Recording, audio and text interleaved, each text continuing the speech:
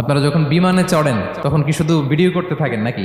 মেঘের ভিডিও, আকাশের ভিডিও। তখন তাকাবেন আকাশের দিকে, সুবহানাল্লাহ, কিভাবে আল্লাহ আকাশকে তৈরি করেছেন। আল্লাহ বলেন, এই প্রথম আকাশটাকে আমি তারা দিয়ে সুশোভিত করেছি, বিশাল বিশাল তারা। এই যে আমরা সূর্য দেখি, এটা একটা তারা, পৃথিবীর চেয়ে 13 লক্ষ গুণ বড় এই সূর্য। ওই সূর্যের চেয়ে কোটি গুণ বড় তারা আছে। এরকম লক্ষ কোটি কোটি তারা নিয়ে আমাদের Galaxy milky way, crore crore Galaxy নিয়ে আমাদের এই প্রথম আকাশের মহাশূন্য। তার মানে পুরো প্রথম আকাশটাকে যদি একটা মানচিত্র দেয়া হয়, ওইখানে মাইক্রোস্কোপ দিয়ে পৃথিবীকে খুঁজে পাওয়া যাবে না।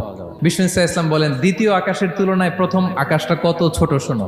সাহারা মরুভূমির মধ্যে যদি তোমার হাতের আংটি ছুঁড়ে ফেলে দাও, পুরো মরুভূমির তুলনায় তোমার হাতের আংটি যত ছোট, আল্লাহর দ্বিতীয় আসমানের তুলনায় প্রথম আসমানটা ঠিক তত ছোট।